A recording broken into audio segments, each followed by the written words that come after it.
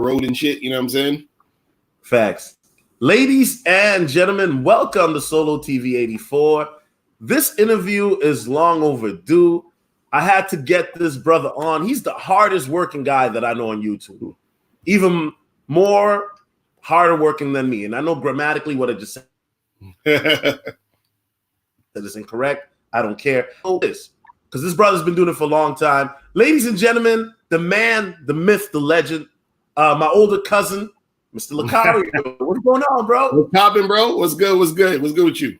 How you doing? Man, bro, I'm doing good, man. You know, it's my birthday weekend, so I'm in Miami right now, chilling. You know what I mean? So right. That's what's up. That's what's up. That's what's up. Yeah, look, Locario, let's talk about this because who are you and what do you do? Are you a dating coach, a lessons coach? Are you a bunker buster? I mean, who are you, bro? Now, I just consider myself a dating coach, man, because I gotta make it clear because some people think, they'll say I'm a pickup artist or whatever it is, but I'm a dating coach. I teach people about dating and relationships. You know what I'm saying? Teaching them all the different things that they can get into, all the different things they can learn. And I teach men and women also. So I teach both. So I just try to get people some realistic advice that can help them get what they want. You know what I'm saying? And I try to teach people to figure out what the hell they want to do because most people don't know what they want to do. And that's why it's hard for people to get what they want because they don't know what they're trying to get into. So I really try to focus on people understanding the truth about themselves and then figure out how they could get what they want, based off of, who they are and what they're about. You know what I'm saying? Right. Now, before we go, because I titled the stream The Origins of Locario, right? Because there seems to be a lot of hate every time your name comes up. Like, bro, you've been doing this for a long time. Oh yeah, definitely. I've been right. Let me ask you this. Let's talk about the state of modern dating, right? Because I do a lot of social commentary about how dating, sucks nowadays. But I will say this. In 2020, it's easier to get laid than any era, in my opinion. Do you agree with that? Right. Oh yeah, definitely. See, the thing though is I agree with it, but also I sort of disagree with it in the sense that I agree with it where if you put the energy out there to do it, then it's going to be easy for you. But if you don't put the energy out there, it's going to be difficult because what happens is like the same way that the same thing that makes it easy also makes it difficult for some people. So for example, you got so much access to women now because of online stuff. It could be online dating. It could be Instagram, Facebook. You actually literally have access to a bunch of women. But the thing is, at the same time, because there's so much access and because it's so easy, there's also this thing where if you don't know how to navigate through that shit, then it's going to be hard for you. So it's like, it's easy if you know how to do it, but if you don't know how to do it, it's just going to be difficult. You see what I'm saying? So it's that type of thing. Facts. I totally agree with you. I think for me personally, getting laid has never been the issue. Even when I was a sim, I was getting coochie. Right. But the main issue for me has always been like getting the type of relationship I want. Know what I mean? Facts. But look, I remember seeing you back in the day on a reality show. You had dreads on. You feel me? Like. So how did you get into this space that you're not? Because a lot of people call you a wannabe rapper, a wannabe actor. You're not a dating coach. You're just here for clout. I mean, what are the origins of Locario? Let's get straight into it. Yeah, because so what happened was before I was doing the coaching shit, right? I was rapping. So I used to, I got, my rap name was Trends. You feel what I'm saying? So I put out like a lot of mixtapes. You could probably find some of my mixtapes on DatPiff. If you go to datpiff.com and type in Trends, you could probably find some of my mixtapes on there. So I used to rap and I got offered 3 record deals back in the day. You feel what I'm saying? But what happened was the companies that I got offered, it like shit didn't really flow too well because of money issues or the management was all fucked up. So it was a 3 independent labels that wanted to sign me. So after they didn't sign me, I just started doing shit on my own as far as the rapping stuff. And then I used to sell CDs, some of my CDs in Times Square in New York. So I used to basically make money out there selling CDs. And when I was outside, I used to be outside all the time. I met this dude who he cast for reality shows and shit. So I was actually on a date with this chick, and this dude ran up on me. He was like, "Yo," he's like, "You got a interesting look, and we cast him for this reality show. You know, you interested, whatever." So I said, "Cool." So I gave my information, and I think a month later, I got a call from him, or no, I got a call from someone else. And then I went to the audition, and I saw that same guy at the audition. I was like, okay. And then it reminded me that this was the dude I gave my information to. So I go on the audition, and they're like, yeah, we auditioning for this reality show. They didn't tell me what it was. They just said it's going to be a dating show. So I said, cool. So I started talking to them, whatever. And a month after that passed, and then they hit me up and they said, hey, we want to fly you out to LA for this reality show. It's a spinoff of Flavor of Love. You feel what I'm saying? And then so, I go out there. And this is the funny part. I went out there, and I already thought I had the part. I already thought I was on the show, but they were still doing the second round of auditions. And I didn't even know they was doing the second round of auditions. I just thought I was on the show. And so when I got there and they did the second round of auditions, they was like, yo, you made it on the show. And I was like, okay, I thought I already made it. And he was like, nah, we have this round. So I was already thinking I had it. So that told me to always think think you already got the shit even before you got the shit, because I probably would have been nervous if I didn't think I had it. But so I get on the show, we do the show, and what happened was I was working at an after school program at the time, so I was like I had to actually get back to work. So I was like, yo, I hope they kick me off soon, because I gotta get out of here. So I got kicked off in the second episode of I Love New York on VH1. But when the show came out, it was the highest rated cable show in history at the time. So when it came out, it was like literally everywhere I went for like that whole year and a half, and I had my dreadlocks.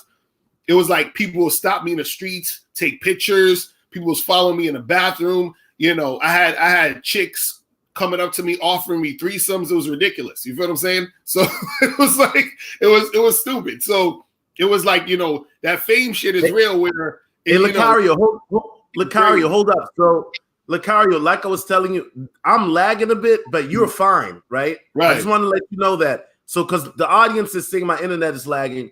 Listen, guys, I'm in the trap house here in Miami. Facts. Right. Look at this.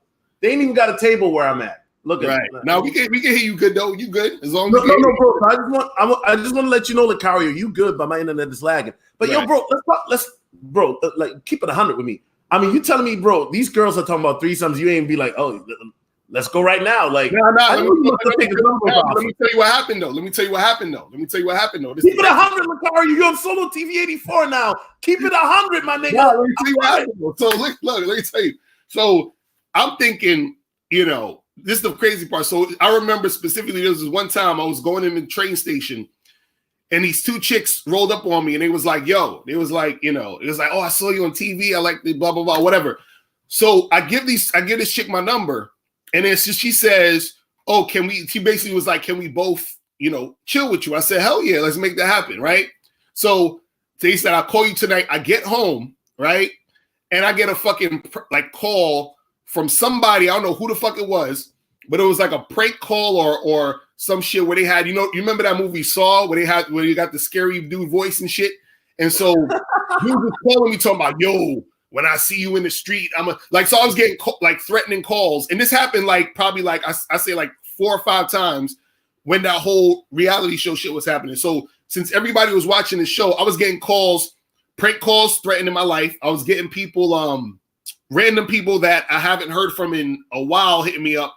And I got calls from people, just regular calls from people I don't even know. Like just regular calls like, hey, what's up? And girls I never met before calling me. And I'm like, how the fuck you got my number? You know what I'm saying? Like, this shit was weird. So that showed me at that point, I was like, damn, always, in my mind, I was always like, I wonder how it would feel to actually be like a famous person.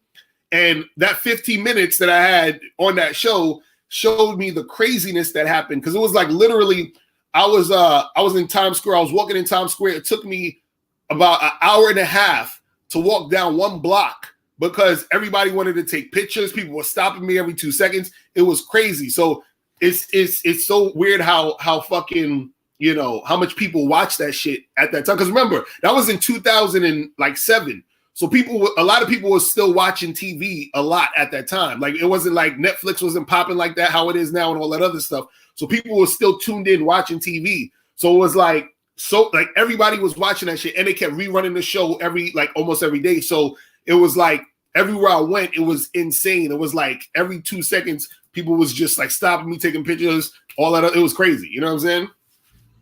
Shit was crazy.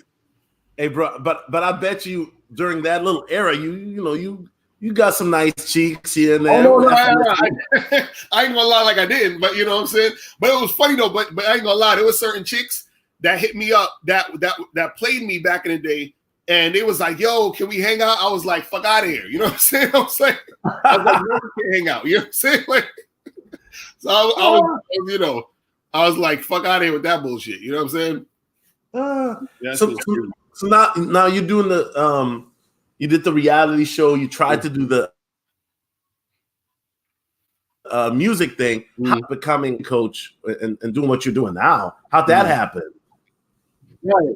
Yeah. So basically, what happened was this: at the time when I was doing the reality show, I was working in this after-school program in Harlem, and you know, it was a cool thing. It was a cool gig, but it was like I was saying to myself, I want to do something that's my own thing. I wanted to, because I always had that entrepreneurial spirit. Even when I was like doing my mixtapes and going out and selling them myself, I was like, I always wanted to do my own thing.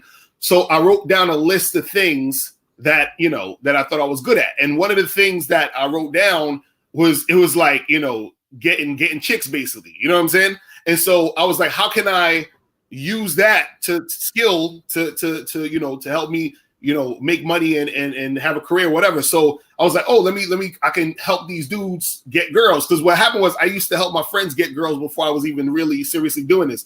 Because like how you would go to parties and shit, and you would go to different house parties, and you go with your friends, and you always have your friends that'll stand on the wall, but then it's like you're the one approaching, because I know you say you approached a lot of chicks, you know what I'm saying? And I'm sure you probably have friends who you knew that was scared to approach women, you know what I'm saying? Right. You see what I mean? So I have friends like that, and I would help them. So I was like, fuck it, let me try to do this. So what I did was, it was in 2008, I just went on YouTube and I was like, let me just do some YouTube joints. So I did 6 videos back in 2008. I put 6 videos out in a day. It was I remember one of them was how to get a girl back to your place and how to kiss a girl when you first meet her, shit like that.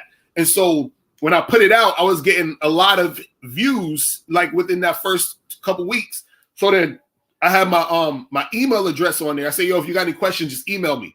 So I was getting a shitload of emails. So I was like, yo, people really want to hear this shit. So then that's how it all started. So I wrote my first ebook real quick. I put that out for free. I put up a website, and then I just started doing advice. And then I started writing more of my books, and then it just kind of snowballed from there. So I've been on YouTube since about 2007, 2008, doing it. You know what I'm saying? And then I just kept it going. And it's funny because it's funny how YouTube's changed a lot, because back then, I was on YouTube, plus I was on a bunch of other sites, and I got my channel deleted. I probably went through 8 or 9 channels. You understand what I'm saying?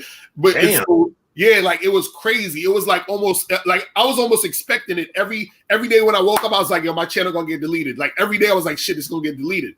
So the thing was, it kept getting deleted, and then I just kept putting up new channels. So I remember one of my old channels, it had maybe 5 million combined views, and I had another channel that had 8 million combined views. So it was I was getting views after views after views, and the shit just kept getting deleted. But now this channel I have now has been up, I think, the longest. So I think YouTube hasn't been as crazy as it was back then.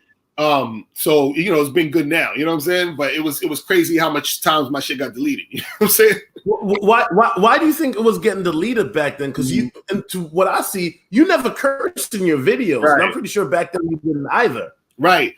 Well, the thing was this. I remember what happened was that this is the funny part. So I think part of what made it get deleted was I would have my male dating advice and my female dating advice on the same channel. And so what happened was I would get women. There was a lot of women who didn't like what I was saying. And so they would flag a lot of my shit. You see what I'm saying? So then I had to separate the men's channel from the women's channel. You see what I'm saying? And then that made it a little bit better. Not to cut you off, but back in the day, it was a lot easier for people to flag you too on YouTube. Facts. Right, exactly. Right. You know what I'm saying? So that's what happened. I think, and so what happened was I had a lot of women who would get offended by some of the shit that some of the advice, because I just kept it raw. Like I was like, you know, I'm not going to sugarcoat this shit. This is how it is. And again, this is what I was saying. Like a lot of people don't like to hear the reality of shit, because it makes them look in the mirror at themselves, and then they get instead of looking at themselves and feeling a certain type of way and getting upset at themselves, they get upset at the messenger. You see what I'm saying? They want the messenger to stop. That's why they got mad, and so that's why they would flag it. You see what I'm saying? So that's really how it went down. You know what I mean? Interesting. You know, it's funny because Locario, I remember you were like the OG Snow Bunny whisperer before I came around. Yeah, definitely. You know, and I know. Listen, I know you got a lot of hate for that. They're like, "Oh, Locario's game only works for white girls. He only talks to white." Like, what is your take on that? Because I know you've heard that before. What's your take on that? Yeah, well, there's a lot of misconceptions. Because look, I've actually dated way more black women than any other race or whatever. You understand what I'm saying? Because look, I grew up in a black neighborhood. I grew up in the hood. So when I was growing up, you know what I'm saying, I lost my virginity at 16. You know what I'm saying? And I didn't really be around white women or any other type of race of women until I was probably like in my mid 20s, 25, 26 or something like that. So it's been like 10 years since that I was fucking with black women, like exclusively. Like that was like 99% of the women that I would get, because I was around black women. Then when I moved to Williamsburg, which is a part of Brooklyn that's like has a lot of hipsters and shit. So I started to meet more white women, Asian women, whatever. And so then it was like, okay, cool. This chick is cute. I'm feeling her. She's feeling me. Then it is what it is. So it was never a thing where I was like trying to get the white girl. It was like she was just there. So, and she wanted to fuck. So I'm like, hey, we can fuck and we can make it happen. And then I met my wife, and my wife is white. And, you know, this is the funny part. At first, when I met my wife, you know, I was like, yeah, she cool. We could fuck around a little bit. But then I was just looking just to try to hit. You understand what I'm saying? But then she wait. You know what I mean? And then we just kept it going. And let me stop you right there. When you still at your hell yeah. I was still at my mom's house. You know what I'm saying? At that time. Hell yeah, I was still at my mom's house. Talk about that, because you said you got a lot of ass being in your mama's house back in the day. Like, oh yeah. Well, this is the thing. I was it's weird because I was living with my mom at one point. And then I moved out, and me and my sister got an apartment. And then that didn't work out. That worked out for maybe like a year and a half. And then I moved back in with my mom's or whatever.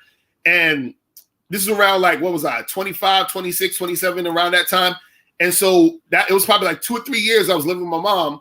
And so, of course, I was still dealing with women. You feel what I'm saying? So sometimes I would just, you know, bring the chicks back to the crib. You know what I mean? And my mom, she was just like, she was cool. You understand? She understood. Like, she's like, okay, you grown, you're gonna do what you do. You know what I'm saying? So she didn't really trip on it. You feel what I mean? So it was kind of like we just had that cool type of like, you know, relationship. So it was never really nothing. But also too, it was like the only thing I regret. This is the only thing I regret is that at the time I was dealing with women who were. There was some women I was dealing with who were making like 6-7 figure incomes. You feel what I'm saying? And at the time, I'm just thinking about pussy. So I didn't really take advantage of the fact that they could have, you know what I'm saying, did something for me financially. I was just fucking these chicks. And I'm like, and now that I think about it as I'm older, I'm like, damn, I could have came up on something, but I fucked up. You know what I'm saying? So, damn. Yeah, it was crazy. So, you know. So look how now you know, and the dating game is going that way. And I mean, bro, you saw the POAs was popping, and then the death of POA. Let's talk about that, because I know you say they put you in that box, but why do you think POA is basically dead? Why do you think POA has died basically in these last recent years? Well, the thing is, I don't necessarily think it's dead. I think it's just not as popular as it was at a certain point. Because at a certain point, like in the early like 2000, 2004, 2005, it was like, it was real popular. But I think the reason why it's not as popular as it used to be is because people are trying to be more, I would say, more real about shit, or just more like the game has gotten more back to the authenticity. Because what people don't understand about pickup artists is that what pickup artists do is that they try to break down what a guy who's great with women does naturally. You understand what I'm saying? Because PUA is really to help nerds out, like guys who would be considered nerds, to learn how to be attractive. You know what I'm saying? So you know what I'm saying? So a lot of it is just broken down that way. So what happens is that at the end of the day, it's like you have to, the best game is to learn how to become that attractive guy within yourself, and bring out the more natural qualities within yourself, more so than just kind of trying to sort of get tactics and sort of do little goofy shit. You see what I'm saying? So that's why I think the PUA isn't as popular as it is now. And so I want to always differentiate myself from pickup artists, because I don't want people to sort of have me in that specific category. You understand what I'm saying? Which is why, even when we talk about like shit like receipts and, showing you on camera, approaching women and all this other stuff, that's more of a pickup artist type of thing. You see what I'm saying? And so that's one reason why I never done that stuff, but there's a few other reasons. But, with pickup artists, that type of stuff is geared more towards the nerdy crowd that needs things broken down to, you understand, to the little minuscule things in each charts and papers and all that other stuff. And it's not necessarily wrong with that, but it's just that is, I think, why it's not as popular now, because things have gotten more into an authentic thing. Plus, women have been so accustomed to PUA stuff that it doesn't work as good as it used to. You see what I'm saying? So that's the thing. Okay. Well, Locario, let's talk about one of your most controversial beliefs, right? That you get a lot of heat for. You made videos talking about looks don't matter, right? This and that. You've had tons of YouTubers coming after you about that. Right. Other popular dating coaches coming after you about that. Right. I know we talked about that behind the camera, but the people that keep hearing that, what do you really mean by that when you say looks don't really matter? Right. Well, the thing is, all I mean when I say looks don't matter is I'm talking about it from the other side of the coin. So looks do matter, right? But also looks don't matter, and it's both right. And I did a video, I think it was like in 2015, I did a video about that where I was saying that they're both actually right. But I just try to focus on the looks don't matter part, because a lot of times when guys focus on looks mattering, they wait, Locario, can I say something real quick? Right. I'm sorry, I don't mean to catch up.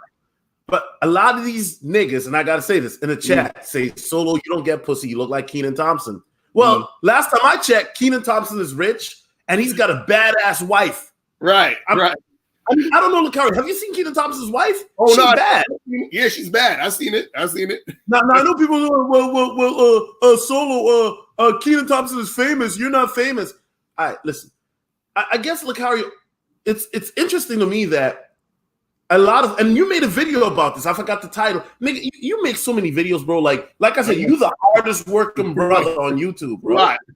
It's a lot of videos. Nah, real talk. But I was talking about other dudes' look. It's weird, which is true. These dudes come to my video talking about my look. They're more obsessed about my looks than women are. They're like, you're not getting girls. You're ugly. You're like a whore.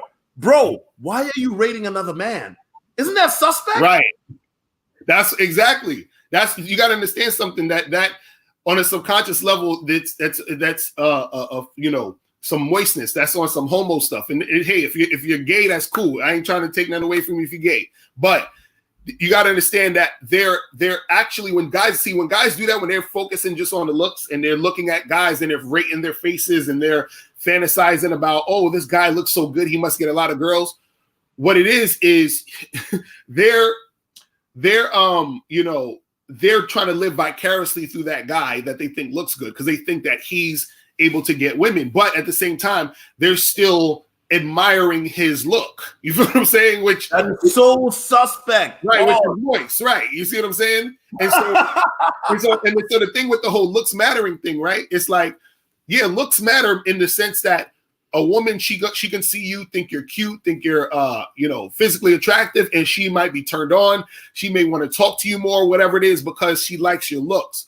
But when I say looks don't matter, I tell guys that despite how your look is, right?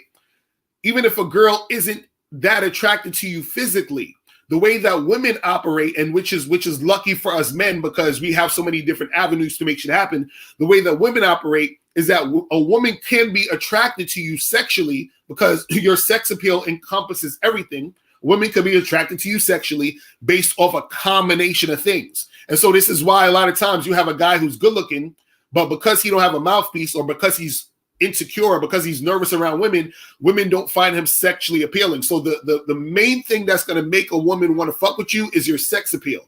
And so your sex appeal isn't just based on your looks, because a woman could think you look good, but she can also think you have zero sex appeal. And a woman could think that you're regular looking or not even that like physically attractive, but you have sex appeal based off of how you make her feel, because how you make her feel makes her feel sexually attracted to you. And this is what I try to focus on for guys to develop that, because no matter how you look, you can develop that. Because look, I've been with women who straight up told me, like, yo, I think you're sexy as hell. You understand? I had women tell me, oh, you're gorgeous, and they still wouldn't fuck me. You understand what I'm saying?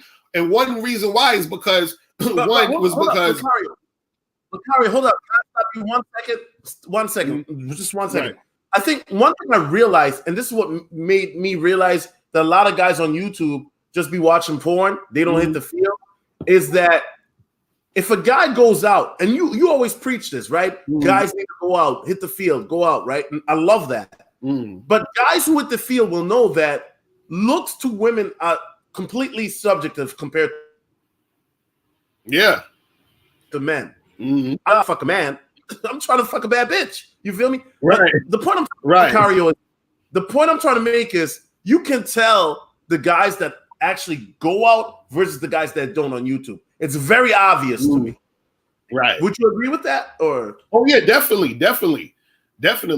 You know what I'm saying? And this is the thing too. What guys gotta understand is based off a woman's history of her dealing with men and the type of men she be dealing with, that a lot of times dictates also her decision making about who she deals with.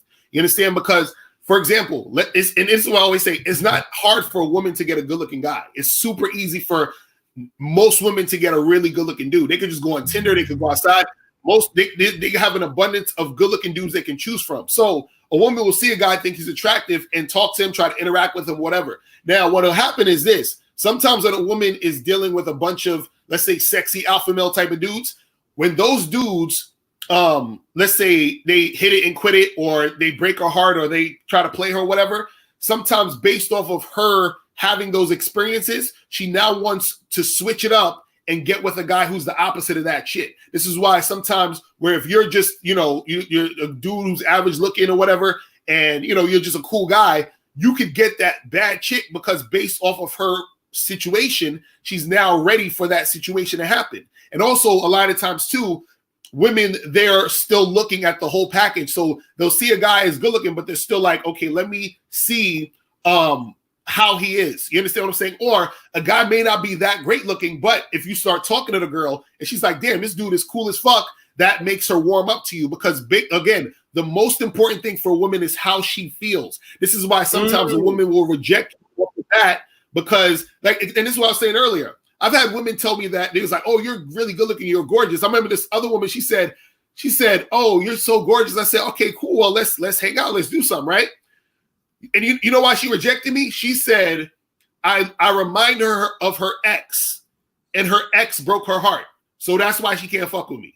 Just like that. You see what I'm saying? So just because I remind her of her ex, even me dealing with her is going to give her that feeling of how she felt when she was dealing with her ex. You see what I'm saying? So it didn't matter that she thought I looked good. You feel what I'm saying? I still ain't get her. And so women are so complex like that, and that's what fucks the situation up. And also too, what guys have to understand is, and I used this analogy before, is that let's say you have, this is how women look at it. Let's say you're trying to buy a house, right? and you look at the outside of the house. The outside of the house looks great. It looks beautiful, right? But you're not gonna buy. You're not gonna just buy the house off the bat. Like, oh well, it looks good from the outside. Let me buy it. Nobody's gonna do that. What are you gonna do? You see the outside. You say it looks great. Then what do? You go inside the house so that you can see the inside and say, okay, now I'm making a decision to buy this house. That's how women do. They'll see a guy. They'll be like, oh, he looks good, right? But what's going on inside? And then they make a decision. You see what I'm saying? And that's what dudes don't get a lot of times. It's just, well, you look good. You're just gonna get pussy, and that's that. And it's just like, Locario, and you bring up an excellent point, man. You dropping jewels, but I put them on. So Jin Sen says, "Yeah, LOL, get rejected by 1,000 women and say that it's not because of looks. Even serial killers had groupies. Looks matter a lot." Do you agree with that? I mean, with serial killers, though, I mean, correct me if I'm wrong, but it's not about their looks. It's more about their status, isn't it? Well, yeah, that's the thing. You got to understand that with serial killers, I forgot the name of the fucking there's like a name for this actually, where there are women who are attracted to serial killers based off of them being serial killers or of them being men who are psycho. There are women who are actually attracted to that. But again, that's not just based off their look. It's based off of what they're also doing. And also when he said, okay, you're getting rejected by 1,000 women. If you're getting rejected by 1,000 women, right? It's not just because of your looks. Right. That's because your game is weak. You understand what I'm saying? That's a combination of things. Because the thing is this, unless you're deformed, like if you're deformed, then I feel you. But if you have 2 eyes, a nose, and a mouth, and 2 ears where everybody else has it, and you dress pretty much like decent, if you dealt with 1,000 women or you approached 1,000 women, well, shout out to my dude King Richie's in the chat. Shout out to King Richie's. If you approach 1,000 women, statistically, you're probably going to get at least one statistically. So what'll happen? What was really happening a lot of times, if you're approaching 1,000 women and you're not getting this seriously something wrong with you. There's seriously something wrong with you. And it's fucked up to say, but there is seriously something wrong because that's insane. You see what I'm saying? So you know what I mean? Like, it's crazy. It is ridiculous. Hey, yo, you know what? I mean, even a guy like me, bro. If I bat 1,000 times, I'm gonna hit at least like 10 of them. Facts, but right. You know, okay. And by the way, shout out to King Riches and by the way, ladies and gentlemen, welcome to Solotv84. Live from Miami. That's I got the show. A lot of people be like, "Oh, you trying to sound like Locario? You trying to like Locario? Locario, I'm pretty sure you heard of that, haven't you? What was your take? I'm pretty sure people email you like, "Oh, this guy Solo TV is trying to sound like you. He trying to he swag like." What was your take on that? Because bro, I didn't even know. Like, I knew about you, but I wasn't like watching you like that. Did you get those emails of people talking about, yo, this guy Solo trying to sound like you? Did you ever? I mean, because I think I heard that once or twice, but and it was funny because this was like I was already watching you before I heard that, so I was like, what they talking about? You know what I'm saying? Like, so I already watched the content. I was already up on your shit because you another one of the OGs that been doing it for a minute. So I've been watching your stuff. So when I heard stuff, I was like, what are you talking about? And then it was like. It was stupid because I remember somebody was like saying that somebody hit me up and was like, "Oh, why you got beef with Solo TV?" I'm like, "What are you talking about?" I was like, "It's like, dude, you saying shit and it's just out of the blue," and I'm like, "I don't understand what you're talking about." You know what I'm saying? Shit is funny. It's weird. I don't know. You know what's funny? Because Locario, even though like there's probably a lot of stuff you watch from me that you agree with, and a lot of stuff you don't, right? And vice versa. But one thing I do like about you, and maybe a lot of people will call it naive or reminds me of myself when I was younger. It's like, bro, you have such a positive belief in the game, but not just the game, but in yourself, bro. And maybe for me, what happened over time is I got jaded because I saw like, 2 girls coming here sucking my cock, and then 2 hours later calling me, I'm breaking. I'm going back with my ex-boyfriend. I can't hang with you. And that, like, I guess maybe that made me jaded. But how did you like let that not bring it up? You know what I'm talking about? Mm. As far as like not letting shit that chicks do phase you? Well, just the like, because I'm pretty sure, Locario, you seen the dark side of female nature. You fuck the chick after you got done fucking her. She's like, "Oh, I got a boyfriend or a husband," and you're like, "What the?" And I don't fuck girls that are married, by the way. But you're like, "What? You married? Why did you suck my dick and swallow it?" Like, right? And like, how did you not let that phase you? Well, that's the thing. I'm just wondering, like, that was all good for you. Right. No, what it is it was kind of this and this is probably just kind of like how I see things is that I don't like I like the truth. I like real shit. You understand what I'm saying? And so what happens is that because I've been in those situations. There was a woman I was dealing with who was engaged, and we was fucking around. And I didn't know she was engaged at first. I found out later, and I was fucking around with her, and I was like, damn, like I was having sex in her bed where her and her fiance sleep, but her fiance was like away on business in like Japan somewhere or some shit. So I'm fucking this chick in her and her fiance's bed. And I'm sitting there and I'm just like, damn, like these chicks get down like this. So it wasn't necessarily where I felt a certain type of way. It was more so I was appreciative of the information. So it was kind of like, so it was just like, okay, cool. So this is how shit's going. And then I've been in other situations where I've been with other women who had husbands. And then also too, it made me look at women differently that when I'm dealing with them. So I was like, okay, well, I'm sure I was in situations that I didn't know about, that chicks was fucking, with other dudes that I didn't know. You understand what I'm saying? So it kind of made me say, okay, well, I'm not really fazed by it. It's more so I just accept it. You feel what I mean? I just accept it. But it also, what happens is I also accepted myself, because back in the day, I had a girlfriend and we were monogamous, and I cheated on her like 18 times. You understand what I'm saying? This nigga remembers the exact number. 18 times, not 20. Because I used to count all my shit back in the day. I counted the amount of girls I smashed. I counted all that shit. You know what I'm saying? So I cheated on this chick 18 times. And, I felt bad about the shit. And I'm like, yo, what the fuck? You know what I'm saying? So we have broke up. And we didn't even break up because of that. We broke up because of some other shit. Like, she never knew I cheated on her 18 times. Like, she had no idea. But when we broke up or whatever, and I said to myself, look, man, I don't like to just be with one chick. I just don't like that shit. That shit, it makes me feel it's boring. It's not for me. You understand? It doesn't feel right. So when I got with my wife, who, before she was just a girl I was dating, when me and her was dating, we was dating for a while, and then she was like, hey, I want to be your girlfriend. I said, cool. But if we're going to be together, we got to keep this open. You understand what I'm saying?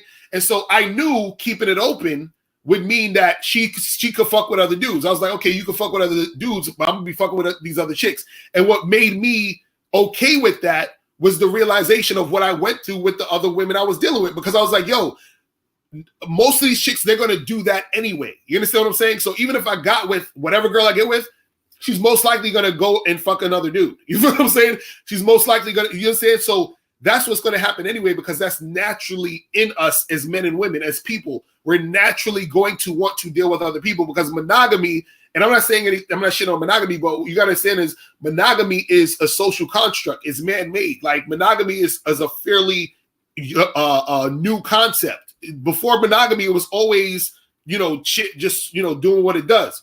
So I said to myself, look, the truth is, and I learned this from dealing with all these women, is that women are going to do what they're going to do. And the truth is, I'm going to want to do what I want to do. So if I like a woman and I want to be with her and we want to build on some shit that's even beyond sex, yeah, we could be together. You could be my girl and all that other shit.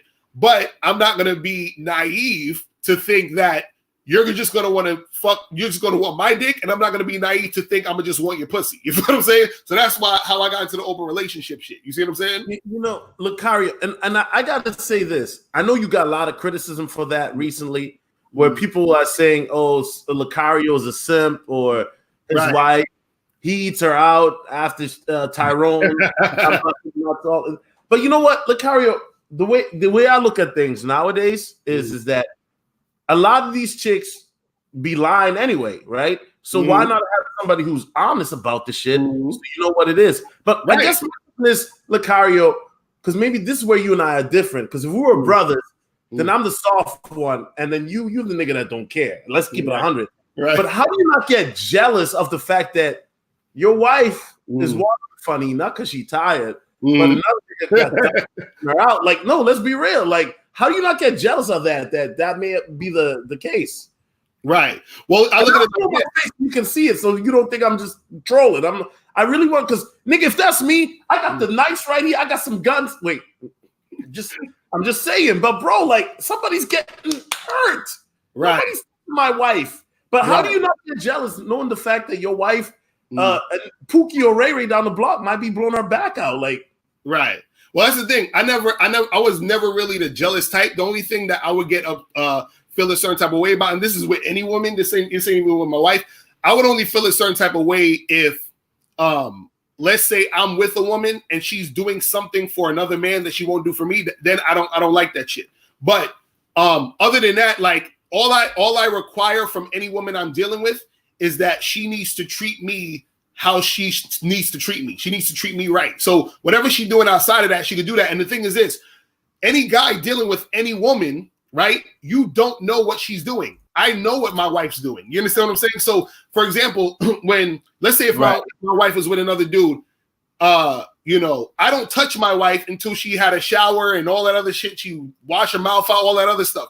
When you go on a date with a girl and you smash a girl on the first date, that chick just came from sucking dick. You feel what I'm saying? That chick just came from, you know what I mean? And so, and the reason why I know that is because I've been on dates like that where this was a few months ago. I went to a hotel with this girl. Fuck the shit out of her. Wait, was it the Hilton? No, it wasn't the Hilton. It was a okay, thank God.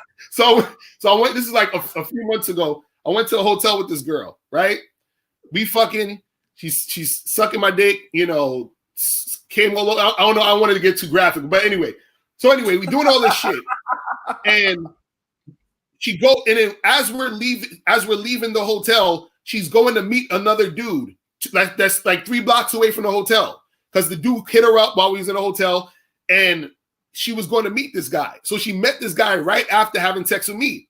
So I'm sure this guy is probably going to try to kiss her, do all this other stuff, making out with her, and literally he's probably going to kiss her, make out with her, and 20 minutes before that, my dick was in her mouth. You feel what I'm saying? So what I'm saying is that guys will say, well, how do you how are you okay with your wife doing stuff with other things? I'm like, with the guys, I'm like, how are you okay with going out with these girls and fucking them, not knowing what they did prior to seeing you? You see what I'm saying? And so a lot of women do this, and dudes think that there's like chicks who are sluts and chicks who are good girls. No, a lot of women, when you meet them or you interact with them or you go on a date with them or whatever, or you do this or you do that, the chick had sex right before seeing you or the night before, or she's going to have sex right after if she's not having sex with you. You understand what I'm saying? Women do this all the time. I've been in these situations. I've been the guy on the other side who fucked the girl and she went on a date right after, like literally right after. You understand what I'm saying? I've had this is a chick that I used to mess with around my way who I had sex with her, and there's a bar right downstairs from my house, and she went on a date with this nigga at the bar right downstairs from my house right after we finished fucking. You see what I'm saying? So chicks do this all the time. It's the same thing. The only difference between those women and no, what's the point of what? I don't doubt what you're saying, because I've seen women do it too. I've had women literally call the other guy while they're on their knees sucking my dick. Right. Talking about, I can't make it tonight. But I guess my question to you is, what is the point of even, like you said you fucked the girl and then she still went on a date. Why would a woman even go through that, bro? I know the answer, but I want people in chat to know. Why would a woman do what? Okay, so you just fucked the girl, right, Locario? Right. But then after you fucked her, she still went on a date with another nigga. Why? Oh, well, that's because women love the attention. They love that shit. You understand what I'm saying? Because the guy she go on a date with, it doesn't necessarily mean she even gonna fuck him. but the guy's gonna probably take her out for drinks, probably get her some food, give her the attention. And even if she do fuck him, that's just even more dick she get, which is more attention. So women, they'll do that shit all the fucking time because they love that attention. And so that's what I'm saying. But see, this is the thing. The difference between me having a wife and being open with her and a guy just dating. Can I stop you for a second? Right, I'm going to say something controversial. Mm-hmm. Doesn't that mean then, right? If you fucked the bitch literally 10 minutes ago, then she comes on a date with me, and no simping, but I'll use me. I buy her food, and then she sucks my dick. Doesn't that throw the whole alpha beta debate that these niggas be on out the window, or is that still valid? Oh no, it's still valid because you hold on. You one of the few dating coaches. You don't really like harp on that, like alpha this, alpha, which I think the alpha thing is some of these niggas are just some jail niggas. You know what I mean? Let's keep it 100. Y'all niggas been in jail so long that y'all got your booty stretched out by another nigga. But do you believe in the whole alpha? You got to be alpha all the time. Alpha this, alpha muscles, alpha this. Right. Do you think that that's bullshit? Because if we fuck the same bitch the same day, am I beta because I fucked her secondly? Or are you the alpha because you fucked up first? Like keep it on it. No, well, this is the thing. You're always gonna have different types of men. So whether we call them alpha or beta, or even my shout out to my dude Ron Wills, you call them select or non-select, or you could call them nice guys or players. It's all the same thing. So there's gonna be a group of men who are able to easily be able to get girls and have sex with them and be that attractive guy. Then you're gonna have a group of men who is gonna be really hard and difficult for them to get anything, and they're gonna be the type of guys that women look at as second rate. So if I smash a chick and I'll bang her out, and then right after that she comes to you and y'all get some drinks and you also smash, we're both basically on some alpha shit. You feel what I'm saying? We're both wait, Locario, let me stop you right there. But some people would say I'm the beta because I had to take her out for drinks first before I got to bang her out. Would you agree with that? That don't mean that. You would be the beta more so if you had to take her out 3-4 times and she's giving you the run around and she's not. You understand what I'm saying? That's more of like a beta type of energy. You see what I mean? Taking a girl out for drinks, and then because I take girls out for drinks a lot of times. Like I don't like to fuck a chick just off the bat because I want to see who the girl is. I don't like fucking girls that aren't about shit. Like I actually went out on dates with girls who wanted to fuck me and I didn't fuck them because they was on some bullshit. Like I don't like. Nigga, stop it. No, Locario. No, stop it. I'm telling you. Stop it. If you didn't fuck me, it's because they was fat. Stop. No, I'm telling you. Because you got catfish. Don't play with me, nigga. Listen, nigga.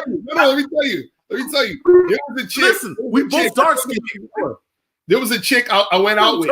And let the be. I'm gonna tell you why. There was a chick I went out with. Bad chick. She looked like a young J-Lo. You understand what I'm saying? Like she was bad. The reason why I didn't fuck her was because while we was on the date, she told me because I asked a lot of questions. So I said, yo, she had herpes? No. She didn't have no STDs. I'm gonna tell you why. I said to her, how many dudes you seeing right now, right? So she said, oh, I'm dating this one other guy, right? So I said, what's up with him? So she was like, oh, so what happened was we've been kicking it or whatever. And she said that I haven't seen him in like a few weeks. And I said, what happened? So she tells me how they fucked and he didn't hit her up, I think, for the next 4 or 5 days. So this chick said, I went over his house to find him and I didn't find him at home. So I went to his job and I walked in on him having a meeting at his job. And I did so basically she was stalking the motherfucker. You understand what I'm saying? But she was telling it to me like it was funny. So she's laughing about it, joking about it. And I'm looking at this bitch like, I'm not fucking with this bitch because she literally is stalking this nigga. So I'm like, I'm done. I'm not doing nothing with you. You feel what I'm saying? Like, so I wanted to smash, but I said, I'm done. I can't even deal with you. And that's what I'm saying, where I like to fucking get a little bit of information out of these chicks before I do anything with them because I don't want to be caught up in no bullshit. Like, I don't like no drama. And some chicks that you deal with, they could bring a bunch of bullshit to your relationship. Locario, I find it funny how you and I are different in a sense. I won't fuck a married chick, right? Right. But I'll fuck a chick on that drama shit like you just mentioned. But you'll fuck a married chick, but you'll fuck a chick on some drama shit. Nah, nigga, what the fuck is wrong with I can't. isn't this like a contradiction? Like, no, I can. Nigga, I'm confused. No, this is the thing. I used to. So wait. How can you wait? Locario, hold on. Right. Let me first read the super chat real quick. Shout out to Intellectual Brother, the only brother that has donated thus far. He says, "Happy belated birthday, Solo. Thank you, $4.99." By the way, because Miami's more expensive. I tricked off like half my money the first night. Facts. But Locario, let me ask you this: how do you justify fucking a married woman over a bitch that shows up to a nigga's work? Because to me, I'd rather fuck the bitch that'll show up to my work over a married woman. Or maybe it's just maybe we're on a different moral playground, which is fine. I'm not dissing it, but my nigga, maybe this bitch really liked the dude. That's why she showed up at his work. Nah, that's I don't want no chick liking me like that. But it's the thing.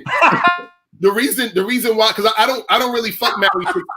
I don't fuck married chicks like that no more. Like when I was talking about when I used to fuck the girl who had the fiance, I was like 24, 25 around that time. So what I'm saying is now I don't fuck chicks who I know are married because I know niggas is simps. You feel what I'm saying? And I don't want that drama. You see what I'm saying? So I like to stay away from any type of drama that can happen. So if I like today, if I meet a chick and she's married, I'm not fucking with her. You feel what I'm saying? I used to fuck with chicks like that, but I don't fuck with them no more because I've seen the type of drama that could come up. So I'm like, I want drama free.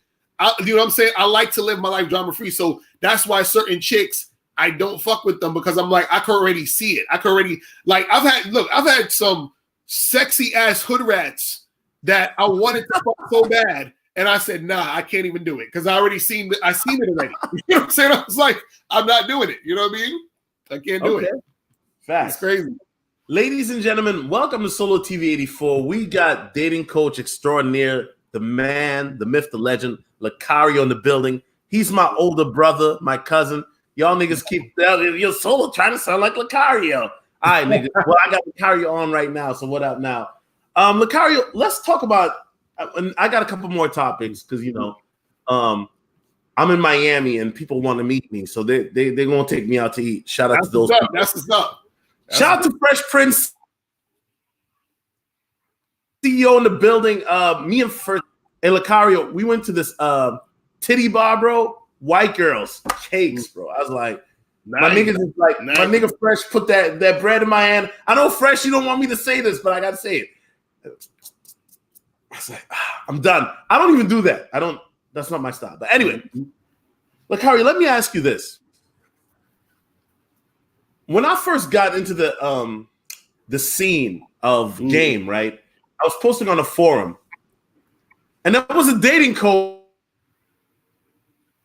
that he wanted me to be part of his website or click because he knew like this Solo guy's got something, and he was controversial. You may remember him. His name is Player Supreme, right? R.I.P. right? But at the time that Supreme was trying to recruit me, as you know, Locario, Supreme can be a very abrasive guy. So me and him actually got into a beef. But one thing that Player Supreme always said that I always respected is you have to have proof of game. You have to show your work. Right. Now, nowadays, in 2020, they call it receipts. Now, Locario, I respect you in every sense, At first, I thought you were one of these, call me at 1-800 Locario shit. But then I watched your videos, so I know you're real. But you brought up an excellent point that receipts don't really mean nothing. But let me know, shouldn't there be a litmus test of these dating coaches, PUAs, Max, Pimps, a litmus test to know that they're real? Because on some real shit, Locario, I noticed that you have guys coming on YouTube. They talking about they the boss. They get girls, but they stealing King Rich's shit. They want King Rich's channel, and then they see what King Rich is doing. Let's talk about power. Then next day, they talking about power. Because I interviewed, he was talking about the fundamentals of power. So my question is this, Locario. Right. If receipts are irrelevant, how do we know that a guy is legit as a dating coach? Because if King Richards, and by the way, King Richards is not a dating coach, but if King Richards makes a video and a dating coach can rip him off, shouldn't there be some sort of a metric or standard that we should hold these guys?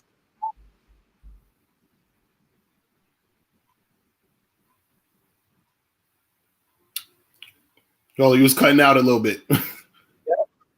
You there? My bad. You was cutting out a little bit. Say that again. So what I was saying is this, Locario. Shouldn't there be a standard that we should hold dating coaches to where they should show receipts?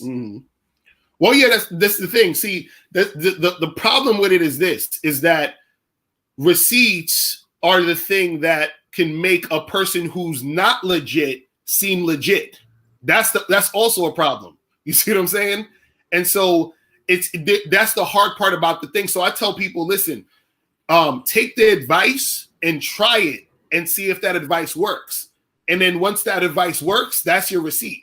You feel what I'm saying? Because the hard part about all this is that, like, cause I put a video out the other day where I said it was titled "Miss Locario finally puts out his receipt." So I was like, let me just get some pictures and a little bit of video, X out the boxes and shit and all this other stuff. So X out the faces so people can't see or whatever, just to show you, hey, listen, these pictures over here, this video over here is me with women. But I also made it a point to say, how do you know that this is legit?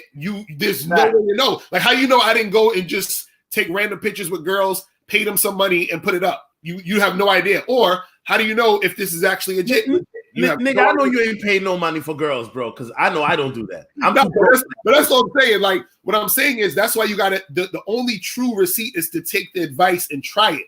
You see what I'm saying? Because even I tell dudes, I say, listen, take the free advice and listen to the free advice. Try that out that you hear on YouTube. Try it out, and if it works for you, then that's your receipt. If it doesn't, you know what? It's not for you. You see what I'm saying? Mario, not to cut you off, but I got the perfect solution. Let's all these dating coaches, right? You, this guy, the light-skinned guy with the bald head, the other black guy with the street swag. Let's get the white guy, that talks. Let's get all y'all. Let's get Tyler from RSD. Shout out to him because he watches my videos. Right. Let's get all you niggas in one spot, and then let's get an independent camera crew to record. Now, I put this challenge out last year. Hold up. I made a video 2 days ago. I said, you know what? Niggas wouldn't do it, but the only nigga that probably would be Locario. I would love that shit. You know what I'm saying? Like, because it was funny the other day. I don't know if you know this other dude. His name is Alex. He has his page called mindfulattraction.org or something like that. And I was in the city and I ran into him. So, he teaches game and all this other stuff. So I ran into him and we was chopping it up, and it was me, him, and a bunch of other people. And there was some women around and we just started talking to women. So it's like, he's seeing me in person doing the shit. You feel what I'm saying? So it's like he was looking like, okay, you want some legit shit. But that's what I'm saying. Like, it's hard to really show unless you're with the person in person.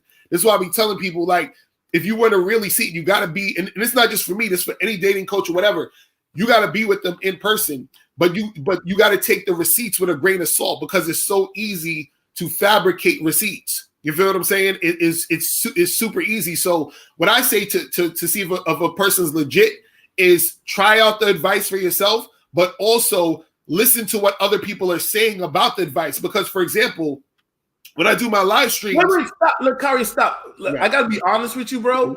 Right. And what you say is common sense, and that's what I like about you. Right. But Locario, you got guys here giving advice on how to smash chicks and their body count is, and they YouTube followers. Right. You got advice on how to smash chicks. No, I'm serious, Locario. I'm not making this up. You got guys talking about how to bag chicks, and they wasn't getting pussy until the YouTube money started coming in. Right, I know that for. So like, right. how can you hold a nigga credible that really wasn't getting bad bitches until he started getting views on YouTube? Right. Well, this is the thing also is that you got to look into people's history too. It's like, okay, what is this person? What is this creator actually doing? Do they have any books? Do they have any material? Do they have anything that's original? Do they, you know what I'm saying? What's the history? Do they have any testimonials? And that's what I was talking about before, where you could look at a lot of my different live streams and you have dudes calling in saying, yo, what's up? I'm on a Bad Boy membership.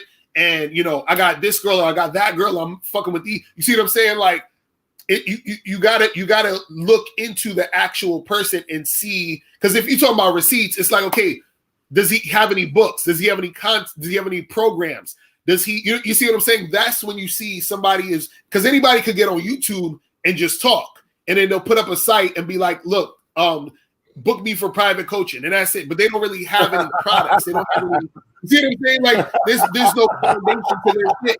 You see what I'm saying? And look, there's nothing wrong with that, because dudes got to start somewhere. But what I'm saying is that you still have to look at, because look, I had this one dude. This is the funny part. I had this one dude who tried to say, and I'm not gonna mention his name because I don't like to, promote people who be talking stupid shit. But I want to talk about what he did. There was some dude on YouTube talking about I stole his ideas, and the dude had a YouTube channel that came out. I think his YouTube started in like 2016 or 2017, and he only have like maybe 100, maybe 150 videos or something at the time. So I'm like, how the fuck am I stealing your ideas when I have damn near 3,000 videos just on this channel? I had about almost 4,000 videos on my last channels. You feel what I'm saying? And Facts. And I'm like, how am I stealing from you? That makes no fucking sense. You feel what I'm saying? It's weird. So that's what I'm saying, where it's like, okay, look at the person's history to see if they are really real about what they're talking about. And also, too, Locario, hold up. I got the perfect solution. Let me read the super chat real quick. Elijah Jones with the $10 super chat. Appreciate that. But for you brothers that really want to help, listen, I'm in Miami right now. My water just got cut off. Hit the Cash App. The water ain't cut off, but I have to say it. But Locario, I got the perfect solution. Let's do this. You know how they got Comic-Con, they got the Game Con, you feel me? They got these different conventions, right? Let's have like a game convention every year. If you consider yourself a dating coach, a PUA, a MAC, all y'all meet up, then y'all, here's an intro, recording it, no bias. And then whoever, and here's the thing. Some people will say, well, Locario talked to the girl, he won.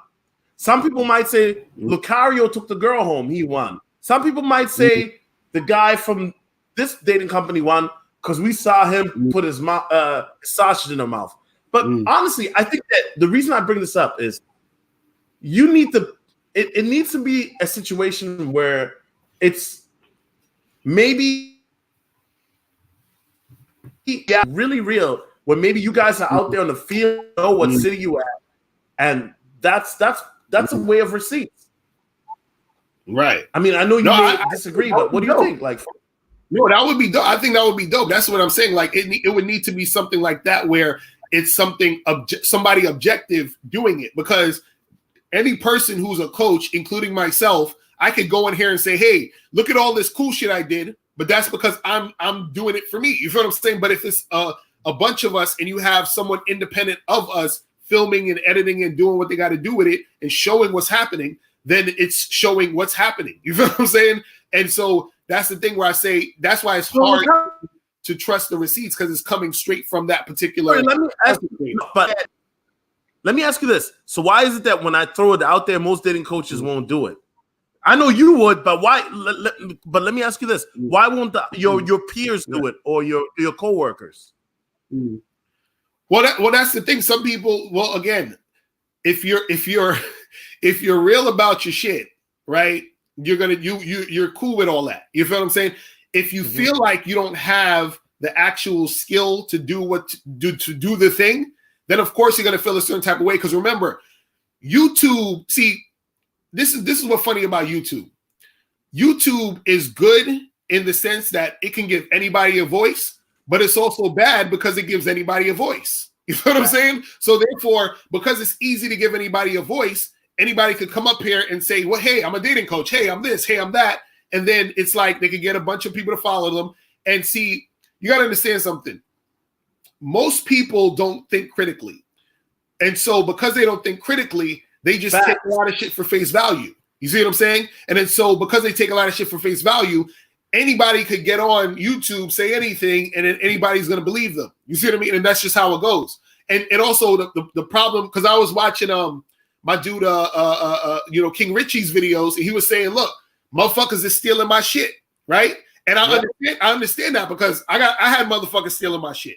And then the funny part about it is that dudes will steal your shit and then also diss you at the same time, which is funny. But there was a dude that I actually had to send a cease and desist letter because he literally took my entire video and put it on his channel. Like he didn't even imagine he didn't even steal my work. Like he took my whole video and put it on his channel and act like it was his. And I had to send him a cease and desist letter. I was like, yo, take that shit down. And then I looked at his channel. This nigga had 5 or 6 other videos of my shit, but just in his words. Like he would literally say word for word my shit. Wait. I'm glad you bring that up. Locario, hold on. I don't want to cut you off. But I've noticed, you've heard of men going their own way, right? Right. Midtown. I've noticed all of a sudden now you got guys that are Midtown. Now all of a sudden these guys are like dating coaches, making videos talking about text her this when she flakes or how to be alpha when she flakes. Wait, no. I'm confused. I thought when she flakes and how to blow her back out and make her come again. Like, Harry, let me ask you this. And I know you've seen it too, because you're like me. You see everything on YouTube. But what's your take all of a sudden about these Midtown guys, these same guys that probably were dissing you, right? But now they're healing you. And I'm pretty sure you know who I'm talking about. But these guys are like, women are this and that. Talking about, hey, guys, donate to my Jews fund. Come on, guys. Right. Donate. But these guys are like, women are bad. Women are evil. I hate these women. Fuck women. But then next thing they know, hey, guys, I got a date. Well, see, look, at the end of the day, truthfully. Come on, it happens to me. Right. You know this thing is this, man. You know who I'm talking about. Facts. You can't take these guys seriously, though, man. You understand what I'm saying? That's really all it is, because it's just like, again, this is why I talk about thinking critically. You feel what I'm saying? If you really think critically and you watch people over time, you have to see. This is what I also teach when I talk about dating and relationships. When I tell people, hey, listen, when you get with a girl, stay with her or deal with her for at least a year, maybe a year and a half before you make her your girl. And the reason why you do that is because you're critically thinking and looking at what's going on with this person. So the same thing that people have to do that for content creators. Look at content creators consistently over a period of time and see what they're actually doing, see what they're actually talking about, see what they're actually about, see what they're doing overall, see what their catalog is. Like, are they talking about one thing today and then talking about a whole other thing tomorrow? You know what I'm saying? Are they flip-flopping with their shit? Do they actually have products? Are they a professional? Because this is what I always tell people. I tell people, I'm not a YouTube nigga. You understand what I'm saying? I'm a nigga. I'm a businessman who makes videos on YouTube. You understand what I'm saying? See, some dudes are just YouTube motherfuckers. Like if YouTube stopped today, most of these dudes will not make money. You feel what I'm saying? They'll be done. You feel what I mean? And so when dudes is talking about views and all this other shit, I laugh because it's not about that. It's about cultivating an audience to where you can provide them value, and then in turn you get value also. But a lot of these dudes on YouTube, unfortunately, right? And this is why I don't really talk about people or say people's names and all of that other stuff. And I talk about their ideas, because ideas are the things that are important and not the person. I'm talking about ideas is that you have to come up with ideas and content that's going to help the fucking user and the person. But people get on YouTube and they get an ego and they start feeling themselves and they start feeling a certain way and they start talking about this person and that person and all this other shit. Like, I've never went on YouTube and just randomly talk shit about somebody or stole somebody's content, or you understand what I'm saying? Like, I'm just giving you what I know. You understand what I'm saying? And unfortunately, there's a lot of dudes out there. They're in it for, you know, the clout, the fucking attention, all this other shit. And that's cool if that's what they want to be about, but be about that. So just like with MGTOW, I'm like, okay, if you're a MGTOW, just be a MGTOW. But don't say you're a MGTOW and then start doing some other shit. You feel what I'm saying? And start trying to be this other thing. Just be, you know what I mean? Like, that's it. That's all. Because I've never had a problem with MGTOW. The only thing is I've always challenged their ideas. That's all I did. And so what happens is when I'm challenging the idea, people get upset. You see what I'm saying? Because when I challenge the idea, they think I'm challenging them or I'm trying to shit on them, and I'm not.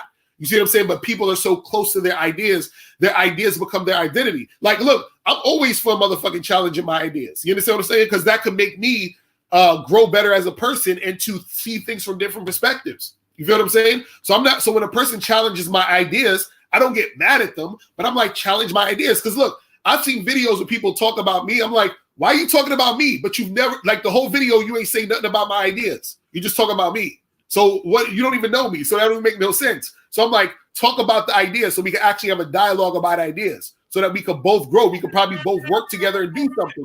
But motherfuckers don't want to do that shit. You know what I'm saying? They just want to be on YouTube fucking, like, you know what I'm saying? Being all over the place. It's crazy. I love it. Listen, guys, one of the best Locario videos I ever saw was this nigga. Bro, you were pissed. And I knew who you were talking about. And you were pissed at this one guy. And I never heard, like, usually when I see your videos, you're like calm, collected. You're not like really emotional, not like me. But I knew you were angry. I was like, bro, you're the type of nigga that I would never want to piss off in real life, because you're the type, you might shank a nigga for real, like, for real. You New York nigga for real. But like, talk about that, Locario. How do you stay cool all the time? Like, what really pisses Locario off? Nah, this is the thing. This is the thing. You know, like, okay, I'll say it like this. When I was younger, I was in certain situations that were very like that were very hard to come to terms with and deal with, right? And so I was in certain situations, I'm not gonna get into it, where, you know, bad things could have happened. You understand? So what I said was, okay, if I don't chill, you understand what I'm saying? Like, okay, you know, I'll compare it to the Hulk. You know, when the Hulk is like, yo, you wouldn't like me when I'm angry. I'm that type of person. This is why I don't get into it like that. You understand what I'm saying? Because if I was to get into it like that, I don't want to go down that route. And I don't want to go down that route because it doesn't help anybody. It doesn't help me, and it doesn't help the person. So even there was a time where there was even just on YouTube or whatever, there was somebody on YouTube talking, saying some stuff, and I made a video response to them, and I said basically, look, I want to be kind to you. I want to kill you with kindness. You feel what I'm saying? Because I don't want to go down that route. I don't, just like I said earlier, I don't like drama. Like, I don't like it. Like, I don't like to get into that shit. That shit fucks with my energy.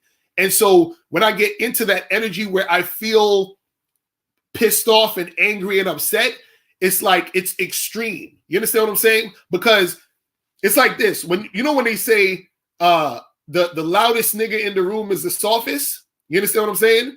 The opposite is also usually true. The calmest and the quietest nigga is usually the one that will fuck you up. You understand what I'm saying?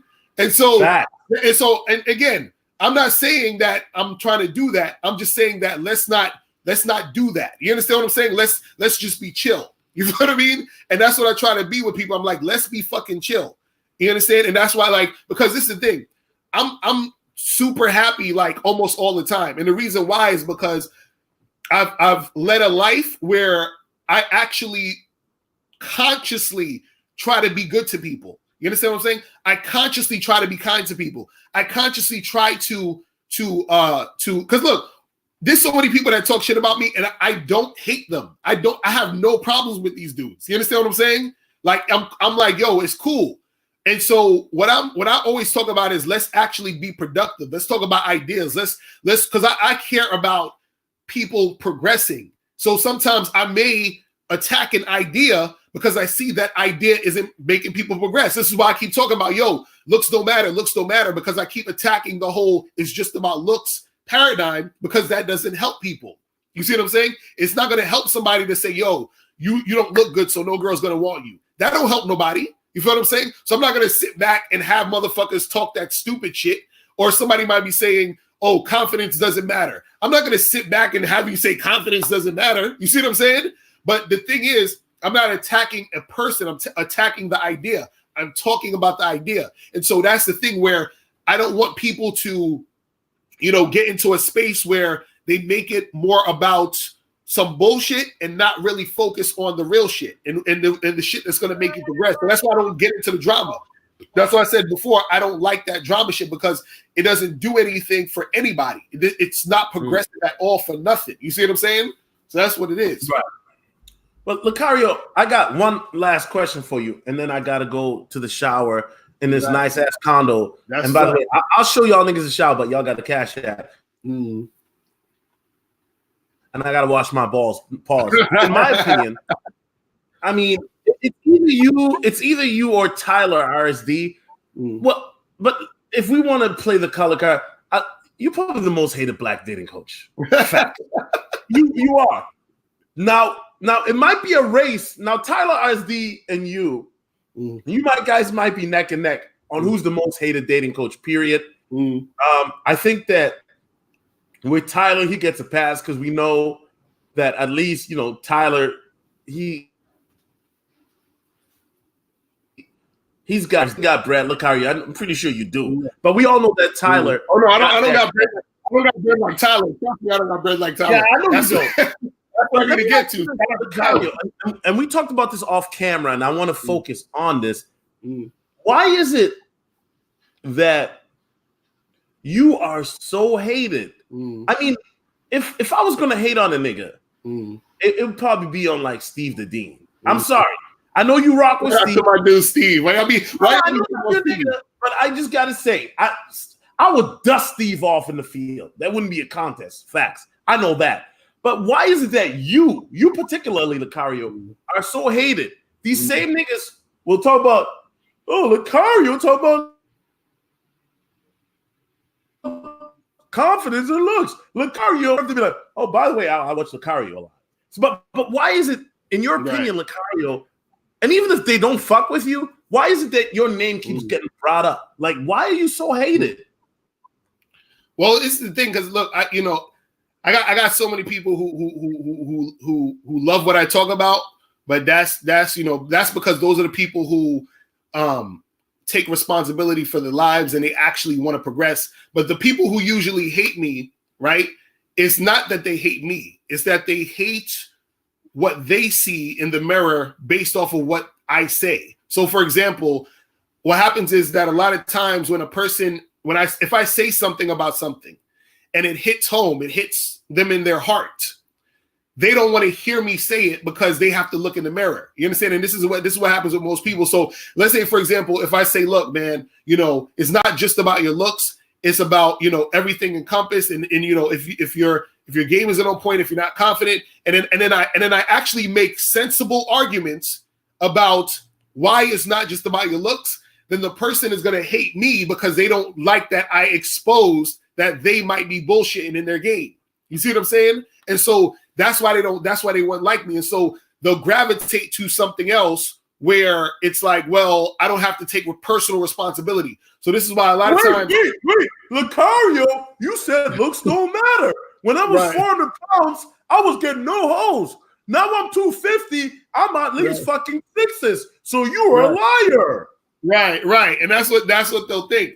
And see, they don't understand that when I talk about even confidence, I'm like, a lot of times, because even I remember I was talking to a dude like that about that too. I said, a lot of times you have a good looking dude who will get a chick and they'll be like, oh, it's because he's good looking. They'll be like, no, it's because that guy might think he's the shit because he's good looking. That equals confidence. That equals him getting the girl in a lot of cases. Now, some cases is because of just his looks. But either way, what will happen is that guys who they when they hear certain things and they don't like what they're hearing, that's why they'll hate me. And this doesn't even just go for me, it goes for anybody. Whenever a person hears something said that that sort of like shakes their reality, they hate that person. Like my mentor, Anthony DeMello, he said, when your illusions clash with reality, that's when you're going to suffer. You see what I'm saying? And so a lot of times when a person's illusions, you see what I mean? When their illusions break down, it's like, oh, you was game? Yeah, that's what I'm telling you. That's what happens. That's what happens. Because look, this is what people don't understand. And this is why someone will say, oh, you're lying and you're this and you're that. Is because a guy will say, oh, well, it is about looks because I'm fat and no girls want to get with me. You feel what I'm saying? And I say, yeah, well, looks is part of it. If you got in shape, then yeah, there will probably be more women who will probably check you out and think you're physically attractive, right? So my thing is, if that's the case, then get fit and try to do that. Now, what I say looks don't matter is that there are still fat guys out there who can still get girls and who still get pussy a lot. So when I say that, and he's like, damn, well, if there's fat guys that's getting pussy and I'm not getting pussy, what does that mean? That means I'm bullshitting. That means that the guy is bullshitting. So he gets mad at me for pointing out that he's bullshitting. You see what I'm saying? Just like you have guys nowadays who say, oh, well, we should go overseas to get women. You understand? Now, ain't nothing wrong with you going overseas to get women. But if you feel like that's the only way you can get women, that means that your game is weak. And so when I say that your game is weak, because if you think the only way to get girls is to go overseas, and I tell you that and you get mad at me for that. Wait, Locario, I'm so glad you brought that up. You know Locario, you've been watching SYSBM videos. Oh, shit. Locario, I'm so glad you brought that up. How about this? And this is something I do agree with. Guys saying, I'm going overseas because the women are more feminine. Now, as a guy, I've been to Germany. I've been overseas. And the German women were definitely more feminine. So disagree. For me, Locario, like I said, I don't have a problem getting women. Now, I'm not going to lie to you. They're not always going to be 9s and 10s. Sometimes, Locario, a nigga got to do like a 5 or a 6. But I'm a real nigga. I'm going to keep it real. That's why I'm not a dating coach. Because people say, oh, Solo, why aren't you a dating coach? In my opinion, and you might disagree, Locario, but if I'm a dating coach, I should be able to bag 8s, 9s, and 10s consistently. Nigga, I'm all over the place. One night, I might be in Minneapolis with a 9. The next night, you might have a 6. Give this, Locario. If a guy can get a feminine woman overseas and that's hotter, would you really fault him for that or say his game is weak? No, this is what I'm saying. See, and I don't want people to get this misconstrued. What I'm saying is this. If you can't get women here where you're at, where you live, you understand what I'm saying? And then you have to go overseas to get it, right? That means your game is weak because you can't get it here. Meaning, so what I'm saying is this. There will be women overseas who are more feminine. True, right? And you go over there and let's say it's easier for you to get a girl over there, right? So what I'm saying is that it's like this. If I'm in a gym with you, right, and you're able to, you can't lift 50 pounds, you can't curl a 50-pound bar, right? And then I give you a 20-pound bar, but you could curl that. Wouldn't you say that guy is weak? I would say that he's improving. No, because I'm saying if I give you a 50-pound bar to curl, you can't do it. And then I give you a 20-pound bar and you can do it. You're weak because you can't curl the 50-pound bar. You see what I'm saying? So right, that's how you look at it, Locario. But I look at it as maybe if the guy keeps working out, because eventually 50-pound bar. That's how I look at it. Right, exactly. No, and that's what I'm saying. That's what I'm saying. So if he eventually gets to the 50-pound bar, that means that he got stronger, right? So now what will happen is that because he's stronger, he can lift a 50-pound bar with no problem. So what I'm saying is that it's not like you could get chicks here and then you say, I'm gonna go over to Germany, I'm gonna go over to Brazil and these other places because the chicks are bad and it's gonna be super easy. That's nothing, right? it's one thing to do that because you just want to do it and that's what you do. But it's another thing to do it because you have to do it. You understand what I'm saying? There's a difference between doing it because you want to and doing it because you have to. And the thing is, if you do it because you have to, that means your game is weak. You see what I'm saying? Because it's like this. It's the difference between if I could curl the 50 pound bar, but I just decide to curl the 20-pound bar. I'm deciding to curl the 20-pound bar because it's lighter, and I'm like, this is a little bit easier than the 50-pound bar. But if I have to can't curl the 50-pound bar, that means I'm weak. You see what I'm saying? That's what I'm talking about. So what I'm saying is, there's nothing wrong with going overseas to get the girls. Nothing wrong with going overseas because they're easier and all this other stuff. But the problem is that if your situation is you're doing it because you have no choice and you have to, basically I'm saying like this. If let's say you couldn't go overseas, right? Let's say for sake of argument, whatever, you ain't got no passport, you was banned to these other countries, whatever the fuck it is, right? Could you still get women on a consistent basis if you couldn't go overseas, right? And if the answer is no, that means your game is weak. That's all I'm saying. You see what I mean? So that's what I'm talking about, where ain't no wrong with doing it, but what I'm saying is if you can't do it, and if you can't do it without it, it's weak. You see, that's what I'm saying.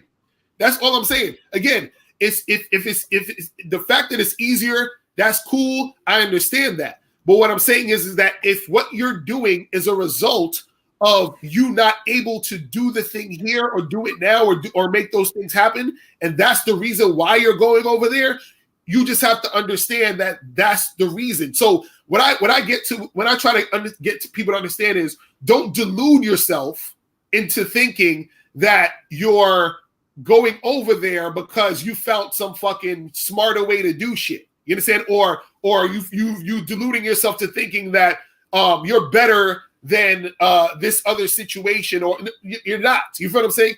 You're doing that because you have to do it, and you have to do it because you haven't cultivated the skill and know-how to do it here. You see what I'm saying? Just like you have to lift the 20 pounds because you're not strong enough to lift the 50 pounds. Once you're strong enough to lift the 50 pounds and you can lift the 50 pounds and you want to lift that 20 pounds, I ain't got nothing to say to you. You see what I'm saying? That I ain't got you cool. I ain't got nothing to say to you. But if you can't lift the 50 pounds and try to say, well, I'm only lifting the 20 pounds because it's stupid to lift the 50 pounds. Come on. I'm like, that's bullshit. That's bullshit. Wait, Locario, but so Vibes a point of it. It's about it being worth your time and energy. Now, listen, let me explain something. Let me explain something. See, this is what people don't understand about game. You learning game and understanding the game is really not about the chick. It's about building your character. You understand? Because look, for example, you got a lot of dudes out here talking about, I'm gonna just wait for choosing signals, right? Because I ain't gonna approach a girl because I'm gonna wait for choosing signals, right? What happens is that the reason why you're not approaching a girl is because you're scared. So it's not about you getting the girl. It's not about you fucking the girl. It's about you overcoming the fear of approaching. So when you overcome the fear of approaching, that's character building. So what I'm saying is that you going overseas to pay some whore to fuck you, you understand what I'm saying? Because she's going to be more compliant, right? That doesn't build your character. Wait, Locario, stop, Locario. She's not a whore. I met her off Tinder. Locario. And I know you fuck Tinder hoes too. Stop it, Locario. You fuck Tinder whores more than I do. I mean, Tinder girls. I met her off Tinder. Okay, keep going. That's what I'm saying. So all I'm saying is that you're not building your character by doing that. You see what I'm saying? That's all I'm saying. It's just like when you cheat on the test. You're cheating, but you pass the test, but you ain't learned nothing. You feel what I'm saying? You're not building that character, and that's the part that dudes don't get. So you're saying, well, it's about it being worth your time. It is worth your time to build the character. It's not about the chick. It's about you building that character, because what happens is once you build that character, it's not because a lot of dudes, they think, oh well, it's a waste of time. I'm not telling you to fuck with a chick who's on some bullshit. I'm not telling you to fuck with a chick who's a bitch or who's gonna give you a hard time. I'm the first dude to tell you to charge a chick to the game. I'm the first dude to say, look at a chick who's cooperating. Look at a chick if she's actually on point. My thing is that you have to be in a position for you to build character. And what happens is that if you're doing certain things. Just like I said with the weights, you're building your strength by working up to or curling to 50 pounds. You see what I'm saying? You're not really building your character. You're not building that strength by just always using the 20 pounds. You see what I'm saying? And that's the problem where, and you know, even for example, like even the content creators, if you're a content creator and you're stealing other people's shit, you're not building your character. You feel what I'm saying? You're not building up your shit. See, the reason why I can come out with 3,000, 4,000 fucking videos is because I'm out here all the time. I'm actually out here in real life dealing with women. I got a fucking wife. I got a girl. I have another woman that I'm seeing that I've been seeing for a few months. I got other chicks that I'm dating. I go out and meet and shake with different women all the time. So this is why I'm able to come out with this content. Yo, like nigga, your dick about to fall off, bro. You fucking out of hell. You know what I'm saying? So you know that's all it is, man. That's all it is. And that's what I'm saying. Where dudes got to understand, it's about that character building. All of that other stuff, that's cool. See, this is my thing, because I don't condone tricking. You understand what I'm saying? But if a dude is tricking because of a circumstance where, let's say, for example, I say it like this: I only support tricking if you could get a girl without tricking. You understand what I'm saying? I'll put it that way.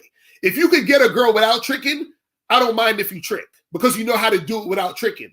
But if the only way you can get a girl is by tricking, I don't support that. You understand what I'm saying? And so what I mean is, you might have a guy who— Wait, Locario, say it again, bro. Right. So if you could get a girl without tricking, I support you tricking. But if you can't get a girl without tricking, I don't support you tricking. Why? Because you haven't built your character. You see what I'm saying? And so that's what I'm saying. So like, you might have a dude who he could get chicks all day, but let's say he working 2 jobs. Let's say he's working on his shit. He ain't got time to really go out there and talk to a girl. So he might be on vacation. He might pay some chick in Nevada and go to the whorehouse and fuck her. I'm cool with that. You understand what I'm saying? Because you know how to get the chicks. But what I'm saying is that if you don't know how to get girls, and the only way you can get a girl is to pay for the pussy, then I don't condone that, because you're not building your character. You're not getting into— because what happens when you don't have no money? You feel what I'm saying? What happens when you don't have money to trick? You feel what I'm saying? Then you can't get no pussy? You know what I mean? So that's what I'm saying, where dudes, they don't give a fuck about building character. They just want to fucking get the shit, but it doesn't really do. In fact, it makes you have lower self-esteem, because now what your subconscious is telling you is that I can only get women if I have money. I can only get women if I fly to fucking Dominican Republic. You understand what I'm saying? Like, imagine that. You can only get a girl, you got to fly across the fucking world. That's crazy. You see what I'm saying? And so that's what I'm talking about. But Locario, I'm glad you brought that up, because I feel like you're missing the point, bro. Listen, Locario, I can get girls in the USA, right? Or I can get girls in the but the girls are better quality in the DR or Germany. That's what I'm trying to tell you. So it's not about, oh, I'm a pussyless guy jerking off every night. It's the fact that the girls, they treat me better. They're more feminine. No, and that's what I'm saying. Like, and that's what I'm saying. I respect that. I respect that aspect. So what I'm saying is, if that's the case, I'm cool with that. The only thing I have a problem with is dudes doing it because they have no choice. Meaning, like, you can go out here tonight, you know, where you at, and back some chicks. But let's say if you couldn't do that at all, and the only way you could get shit was to go overseas and pay some chick, or then I don't.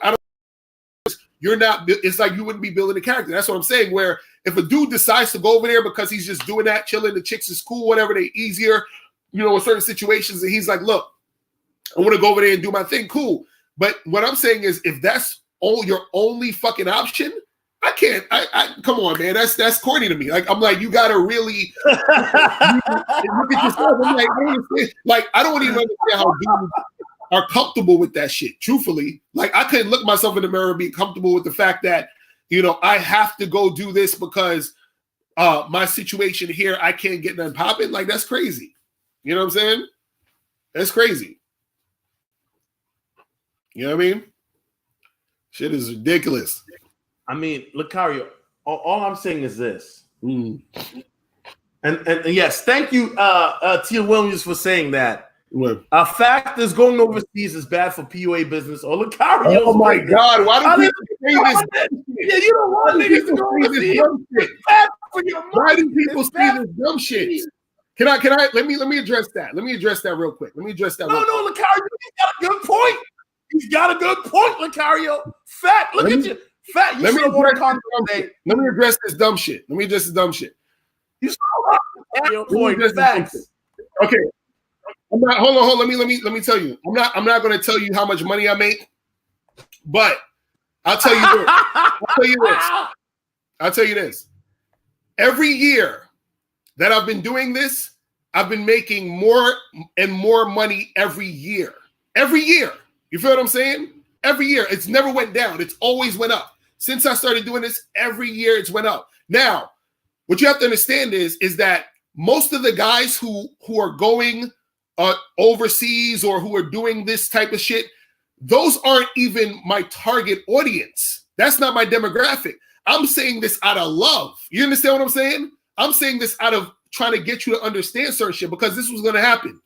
What's going to happen is most of those guys who go overseas, or most of the guys who adhere to tricking, most of the guys who are sort of interacting with women in that type of way, those guys are at some point going to be my target demographic. You understand what I'm saying? Because this is what you have to understand about human nature and how people relate to things. Once you get used to a certain thing, usually what happens is that you want to level up. So, for example, if you're a guy who's able to fuck a bunch of chicks all the time, just randomly because you got game like that, right?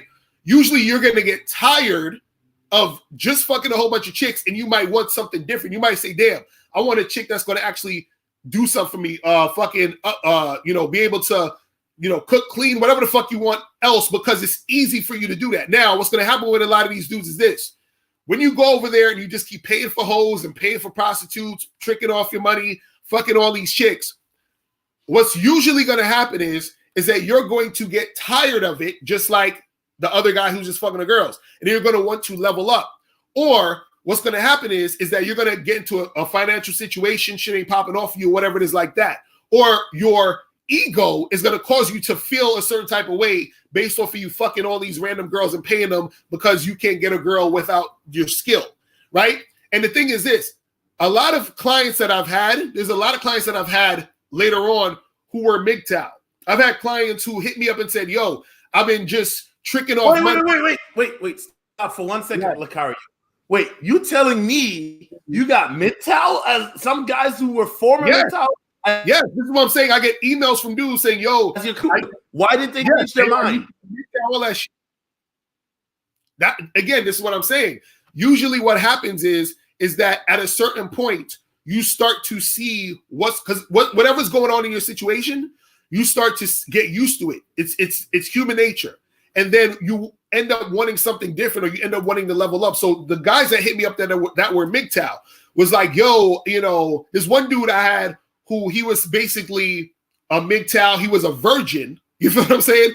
And he was like, oh, this stuff isn't working for me. Do you think he basically came to me basically saying, do you think that there's something you can do to help me? You understand what I'm saying? Because he said basically, he was like, oh, I don't think, he's like, I was thinking coaches can't help, but I watched some of your stuff. I liked it. Do you think there's anything you can do to help me? That's what he basically came to me and said. You feel what I'm saying? And so what I'm saying is, normal heterosexual men are going to want to fuck women. Also, our ego wants to be satisfied. So what happens is when you trick and you go overseas and you pay these hoes, you're not satisfying your ego. You understand? Now, the thing is, if you want to get beyond that ego, that's a whole nother show we could do. But the fact that it doesn't satisfy the ego is always going to make the guy want to come back to learning what's going to satisfy his ego, learning how to attract women that's going to satisfy his ego. Because this is the thing. Part of the reason why you want to fuck a chick is because you want to see her face when that dick go in her pussy. You understand? You want to see her make those faces and those noises. Because if it wasn't for that, you could just jerk off in your household. You know what I'm saying? This is a Christian channel. Exactly. Part of it is you wanting to know yo, I got that chick. By just I approached that chick earlier today. I spit my shit, and she's sucking my dick right now because I talked to that chick and I interact with her. I'm smooth as fuck. That builds your confidence. You see what I'm saying? But when you dealing with a chick and you paying her and you fucking her and she's looking at her watch while you fucking her, waiting for the shit to be over, that don't really help you. You see what I'm saying? And so that's what I'm saying, where a lot of these dudes come right back. So when dudes say, oh, this overseas stuff and this MGTOW stuff is hurting PUA business, bro, it's only making the business better, because what happens is a lot of those guys who aren't the target demographic become the target demographic. So, dude, this is why, in my estimation, why my why shit been getting higher and higher. Because after a while, what happens is the dudes who thought they didn't need the game start to realize they need the game. You understand what I'm saying? Like, I be telling dudes, dating coaches aren't your enemy. You know what I'm saying? Like, we're trying to help you motherfuckers. But the thing is, dudes is trying to find different ways to go around the game. They're trying to find different ways to get what they want without having to deal with game. You understand what I'm saying? So this is why they'll go overseas, pay for a hoe. And yeah, you'll get some sex. You get a chick to fuck you. But what happens is that your spirit doesn't feel right, because you know the reason why she's sucking your dick is because you paid her $100. You feel what I'm saying? That's the thing. You know what I mean? And so your fucking spirit doesn't feel right, and then that's why you want to get back to you feeling like, yo, because look, what you gotta understand is it's natural for you to want to fuck the girl, and it's natural for her to want to fuck you.